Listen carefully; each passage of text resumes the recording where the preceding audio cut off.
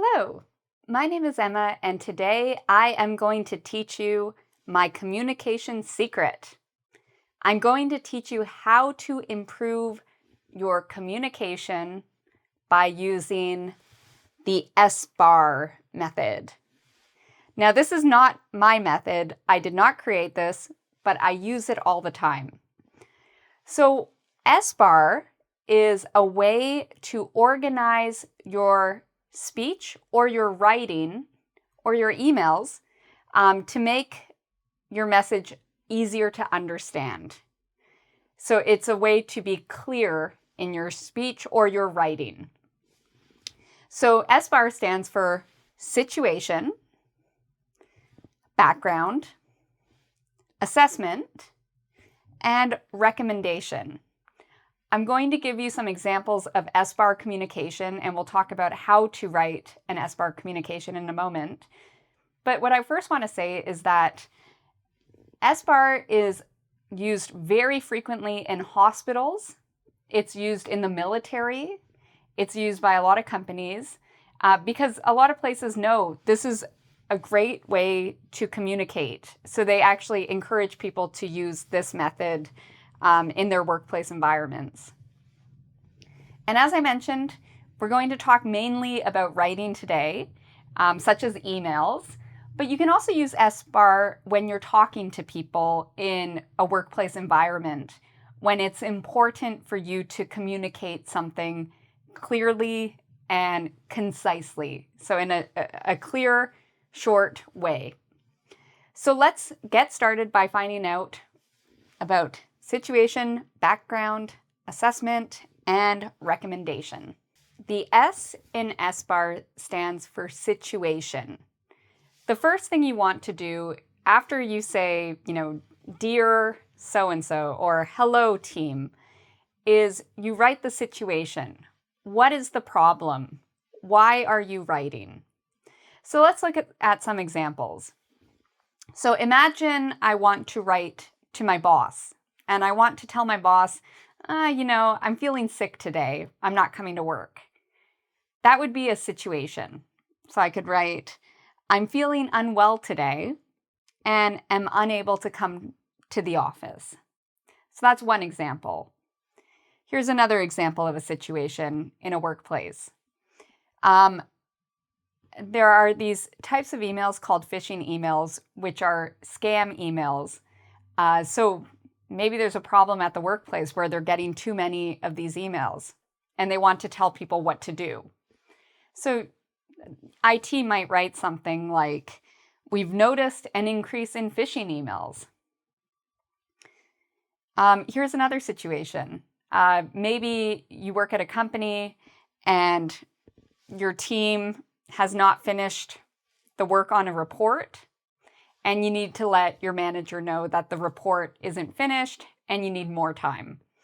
So you might write something like, we're experiencing a delay in completing the report. The team needs more time. Or a fourth example, at work the other day, the coffee machine broke and we needed to figure out what to do about it because we need coffee. It's very important in the workplace. Out of all of these, I think this is the biggest emergency. So a situation might be that you have a broken coffee maker. What do you do? Well, here's the situation. I might write to somebody, the coffee machine is not working. You can also, as I mentioned, use SBAR in conversation as well, if you need to explain something well. So maybe imagine I want to invite somebody to a party. That's the situation. So I might say, on Friday night, I'm having a party and I'd like to invite you to it. So the situation is just explaining what is happening. Now let's talk about the B in SBAR, which stands for background. When you use SBAR, the situation should be pretty short and to the point. You want to communicate the main idea of why you're writing or why you're communicating. So it should just be one or two sentences, ideally very short and to the point. After you explain the situation, then you're going to give the background or the history or the important details about the situation. So this way people can appreciate, okay, here's the situation. What are some of the details about the situation I should know? So let me give you some examples. So again, background is what are the past events that created the situation, or what are the important details about the situation we should know? So I mentioned, the first situation I mentioned was somebody is sick and they need to let their boss know that they're not coming to work because they're sick. Here's an example of some background information or some more details. They might say, I've developed flu-like symptoms. I'm worried I'll spread my illness to others. For the second example I gave before, I was mentioning phishing emails. Maybe the IT department has sent out a communication where they've mentioned there has been an increase in these phishing emails. So that's the situation. Now they would give some background information. So for example, they might define what a phishing email is. A phishing email or phishing emails may appear legitimate, but contain malicious links that can compromise sensitive information. So they might give more information about what a phishing email is or the background of this. Here's another example. So I had mentioned a situation where these workers have a report, but they're not going to have the report done in time. So they might give some reasons why they're not going to have the report done in time. That would be the background. So they might say, the report was due June 10th, so that's a detail. However, due to staff absences, it's taking longer than planned. I also mentioned an example with a coffee machine being broken. That's the situation. So the background would be more details about this. How long have we known it was broken for? How do we know it's broken? Did anybody try to fix it? So here I've written, the coffee machine has been making odd noises for a week. So that's the past information. Now it won't work at all.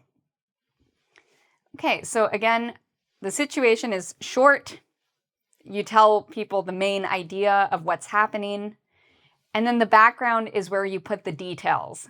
That's where you add if there's definitions or dates or the past events that led to the situation. That would be under background.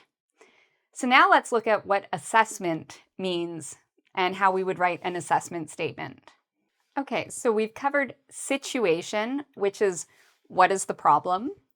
We've covered background, which is details about the problem or telling us about the past events that created the problem. Now let's talk about the A in SBAR, which stands for assessment. Assessment is when you say your opinion or what you think. So here are some examples. I had mentioned the situation about being sick and having the flu. So somebody might write as an assessment, I expect to recover from my cold soon. So that's their opinion. They think that they'll be over their illness soon. In terms of that phishing email I mentioned, the IT department might write something like, it's important to be careful when clicking on email links to prevent security risks. So this is their assessment. This is what they think and their opinion. For that report I mentioned, where those poor people did not have the report finished and it was going to take them more time, an assessment statement might look like this. We are 80% done with our report, but we will need 3 more days to finish it. So again, this is what they think. This is how they're evaluating the situation. What's still needed. Okay, and number 4, my favorite example, the coffee one. So somebody might say, if the coffee machine is broken, that's the situation. They gave the background that the coffee machine was making noises all week and now it's broken and they can't fix it. So their assessment might be, without coffee, I can't work. Fixing the coffee machine is urgent. So that's their opinion. It's an urgent issue that needs to be dealt with right away. All right, so we've talked about situation, background, assessment.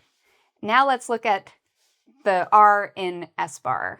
So now we are at the R of SBAR, and the R stands for recommendation. So recommendation is where you write what needs to happen next. So what's the plan? What do you think is the best thing to do next?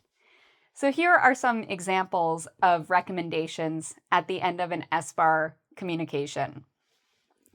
So going back to talking about being sick and calling in sick to work, the recommendation might be what you plan next. If I feel better, I will return to the office tomorrow. So that's the plan. Here's another example. So for that email phishing situation, where, IT is telling people don't click on these bad email links, they might say something like, please review our cybersecurity guidelines and report any suspicious emails to IT immediately. So they're telling you what to do next. The third example was about that report where those people haven't finished the report on time. So what they might say for their recommendation is, I recommend we extend the deadline to June 15th and inform our client. Let me know if you approve. So again, the recommendation is extending the deadline. That's the hope in the plan. In the fourth example, my favorite example, which is the coffee example. So coffee machine is broken. We need coffee ASAP. It's an emergency. The plan might be, I suggest calling maintenance ASAP. For now, we'll get coffee from Tim Hortons, which is a popular coffee chain in Canada. Okay, so these are just examples. A lot of the times the recommendation might have a I recommend statement, or I suggest, or why don't we should, we could, I plan to. These are the types of sentences you might hear with a recommendation statement. So, quiz. What does SBAR stand for? The S stands for situation. What does the B stand for?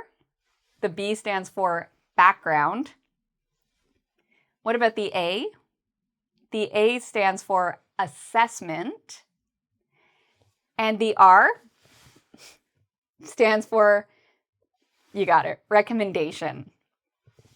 So again, if you struggle with writing emails, the SBAR technique can make your emails easier for the audience or the reader to understand. And again, you can also use this in conversation if you need to give important information. It's a clear way to communicate. So thank you so much for watching this video. You can go to www.ingvid.com, and there you can find a quiz to practice what you learned here today.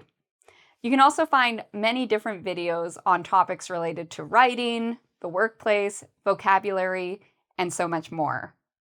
So thank you so much for watching, and until next time, take care.